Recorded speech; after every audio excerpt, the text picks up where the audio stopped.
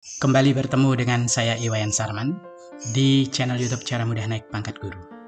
Pada kesempatan ini saya akan memandu sahabat guru, kepala sekolah, pengawas pembina, khususnya cara mudah satuan pendidikan membenahi sekolah mengacu akar masalah dengan download rekomendasi perencanaan berbasis data rapor pendidikan, tentu disertai dengan 3 indikator penting di satuan pendidikan, yaitu bagaimana keberhasilan menerapkan kurikulum merdeka secara fleksibel.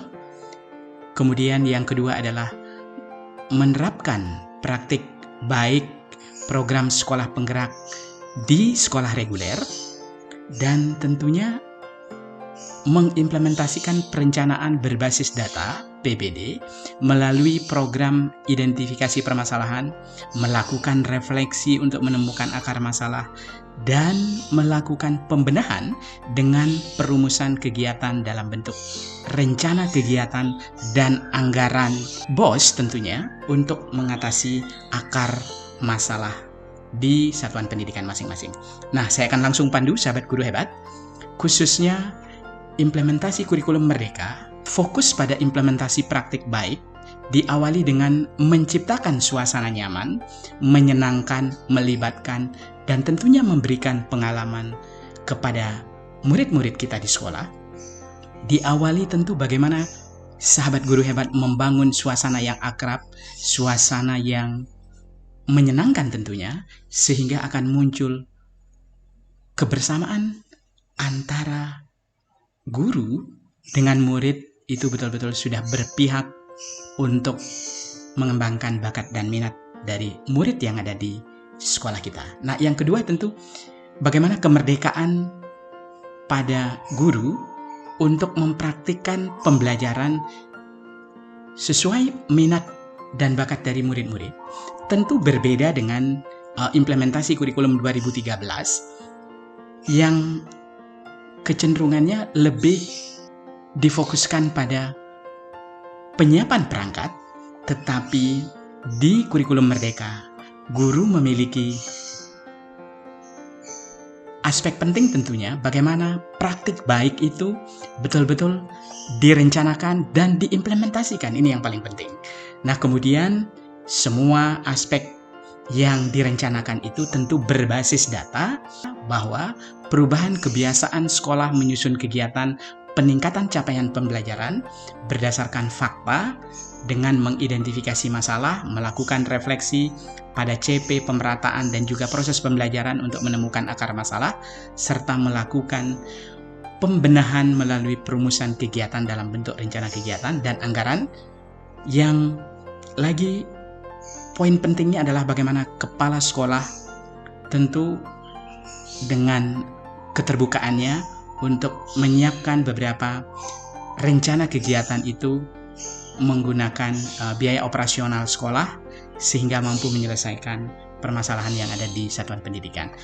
Nah, tentu untuk mencapai visi pendidikan yang menekankan pada transformasi dalam satuan pendidikan, maka 4 aspek berikut ini yang menjadi sesuatu yang penting, yaitu bagaimana satuan pendidikan berpihak kepada tumbuh kembang murid, satuan pendidikan itu mengembangkan budaya refleksi berbasis data, menciptakan lingkungan belajar yang aman, nyaman, menyenangkan tentunya, sehingga ujungnya adalah bagaimana peningkatan hasil belajar murid, terutama kompetensi literasi, numerasi, dan karakter ini menjadi fokus kita. Nah, oleh sebab itu 6 dimensi dari karakter profil pelajar Pancasila yang akan menjadi tujuan bersama, maka bagaimana yang pertama itu adalah beriman bertakwa kepada Tuhan Yang Maha Esa dan berakhlak mulia.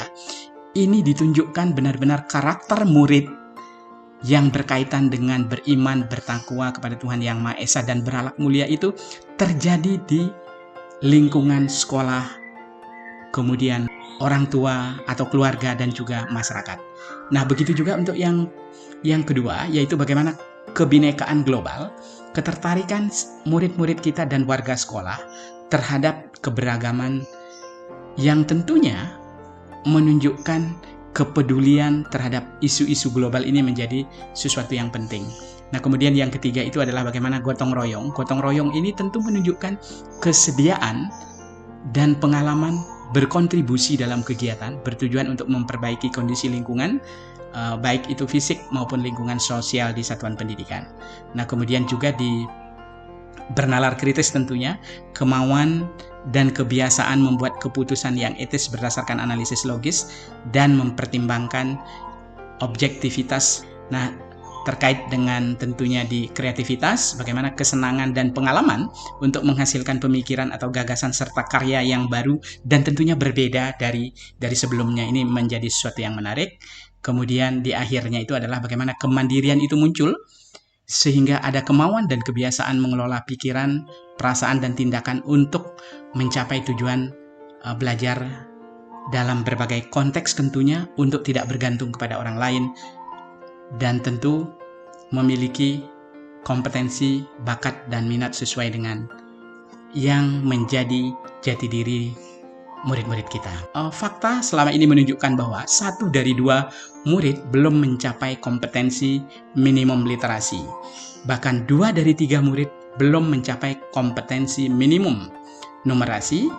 Dan tentu di data berikutnya adalah 22-24% murid-murid kita di sekolah itu mengalami perundungan dan kekerasan seksual. Nah, serta upaya yang dilakukan untuk mewujudkan bagaimana murid-murid kita itu berdaulat, mandiri, dan berkepribadian, khususnya tadi mewujudkan profil pelajar Pancasila, maka penting satuan pendidikan inilah ujung tombak untuk bagaimana memberikan keterampilan, kemampuan khususnya pada aspek literasi dan numerasi dan karakter di sekolah itu menjadi sesuatu yang penting. Nah, dukungan berikutnya itu bagaimana sahabat guru hebat itu mengawali pembelajaran adalah bagaimana selalu melakukan refleksi atas praktik mengajar, karena dengan melakukan refleksi atas praktik mengajar yang baik tentunya, maka proses refleksi itu telah secara rutin dan konsisten ditindaklanjuti dengan pencarian sumber belajar, baik dari buku, diskusi, praktik baik orang lain maupun pembelajaran bersumber pada peningkatan kualitas dan pengembangan inovasi. Ini yang menjadi suatu yang penting. Nah, begitu juga di aspek berikutnya, penerapan praktik inovatif yang baik, maka guru terbiasa mencari cara, sumber, dan strategi pengajaran baru khususnya dalam rangka melakukan inovasi pembelajaran untuk meningkatkan ketertarikan, keterlibatan, dan juga pemahaman siswa terhadap materi pembelajaran. Nah, tentu bagaimana pembelajaran tentang pembelajaran yang baik itu, maka guru sudah aktif mencari referensi pengajaran melalui buku, seminar, diskusi, praktik baik guru lain, sehingga ujungnya adalah meningkatkan proses pembelajaran, sehingga kategori data ini adalah penting untuk menjadi perhatian sahabat guru hebat semuanya, dan juga tentu kepala sekolah dan pengawas pembina tentunya. Nah, dukungan untuk refleksi guru, pengelolaan kurikulum, bagaimana visi dan misi sekolah itu menjadi sesuatu yang penting untuk sekolah menetapkan visi misi itu bukan hanya sekedar rumusan, tetapi bagaimana indikator pencapaian visi dan misi itu melalui penerapan pelaksanaan program kerja sekolah serta dikomunikasikan kepada semua warga sekolah, dan tentunya dipantau kemajuan realisasinya untuk mewujudkan visi misi mengacu pada penggunaan data rapor pendidikan ini yang menjadi penting. Nah, oleh sebab itu, kenyataannya hingga saat ini sebanyak 70% sekolah itu belum berhasil memanfaatkan 10 rekomendasi benahi sekolah mengacu akar masalah karena belum download rekomendasi perencanaan berbasis data tahun 2022. Ini adalah contoh di Provinsi Kalimantan Tengah tentunya. Ada beberapa SMA yang memang masih belum optimal di dalam melakukan download PBD, termasuk juga ini di jenjang SMK. Khususnya adalah 6 indikator yang menjadi aspek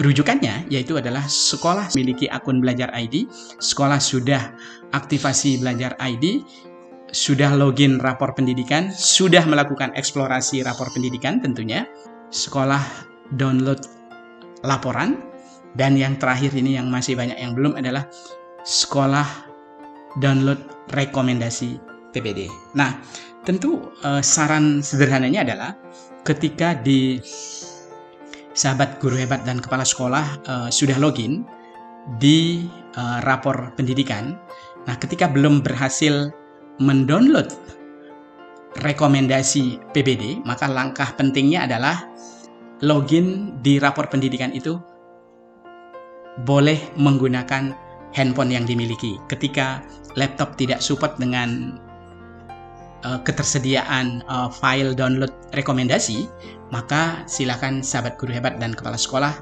dan pengawas pembina untuk menyarankan menggunakan handphone, karena dari situ akan ada pilihan untuk download rekomendasi PBD tentunya dengan melakukan login terlebih dahulu oleh kepala sekolah, sehingga nanti akan muncul rekomendasi PBD sebagai panduan serta dokumen uraian kegiatan ARKAS yang akan menjadi panduan tentunya bagaimana poin-poin penting yang akan diambil. Tentu tinggal ikuti tahapan ini lalu dilanjutkan dengan untuk menentukan kegiatan untuk membenahi akar masalah. Nah, di sini yang penting, untuk membenahi akar masalah itu sudah ditemukan rekomendasinya, lalu jangan lupa kepala sekolah harus menganggarkan kegiatan dalam rencana kegiatan anggaran sekolah untuk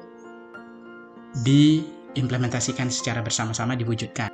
Uraian kegiatan ARKAS untuk tindak lanjut PBD-nya, mulai dari nomor benahi, deskripsi benahi, detail deskripsi kegiatan, contoh kegiatan ARKAS-nya, sehingga dari situ kode kegiatan, nama kegiatan, dan penjelasan ini akan bisa digunakan untuk mengisi lembar kerja ARKAS tentunya bersama tim manajemen di sekolah dan juga keterlibatan guru-guru yang lain, sehingga ujungnya adalah akar masalah yang sudah ditemukan melalui tahapan identifikasi, benahi, dan tentunya adalah dari tahapan identifikasi, refleksi, dan juga benahi, maka akar masalah itu tentunya akan bisa dipilih sesuai dengan kegiatan benahan yang sudah ada, mulai dari pemanfaatan platform Merdeka Mengajar untuk peningkatan kapasitas guru dan kepala sekolah, penguatan pembelajaran menggunakan modul, sampai kepada penyusunan penerapan kurikulum operasional, pelatihan guru kepala sekolah, sampai yang ke-10 itu adalah kegiatan pembelajaran. Nah, tentu ada contoh identifikasi masalah, refleksi akar masalah, dan kegiatan benahinya. Di sini sudah ada panduan. Tentu yang paling penting adalah kemauan kepala sekolah dan juga tim tentunya untuk fokus kepada lakukan download rekomendasi PBD, perencanaan berbasis data, lalu identifikasi mulai dari hal-hal yang masih warna merah, warna kuning, dan warna hijau, lalu lakukan refleksi dari akar masalah. Misalnya di sini ada contoh, sebagian besar siswa dalam kategori perlu intervensi khusus dan dasar, terutama dalam hal membaca teks informasi, membaca teks sastra, mengakses dan menemukan isi teks, sampai menginterpretasi dan memahami isi teks, serta kompetensi mengevaluasi dan merefleksi isi teks itu. Nah, benahinya melalui 10 aspek yang ada, mudah-mudahan membantu sahabat guru hebat untuk memperbaiki satuan pendidikan sehingga benar-benar akar masalah itu bisa diatasi dengan tentunya melakukan pembenahan melalui perumusan kegiatan dalam bentuk rencana kegiatan dan anggaran satuan pendidikan yang tentunya di sini bisa dipilih dari BOS dan BOP untuk menyelesaikan akar masalah di sekolah. Semoga bermanfaat, sahabat guru hebat semuanya. Salam sehat dan sukses selalu. Sampai ketemu di pembahasan berikutnya. Terima kasih.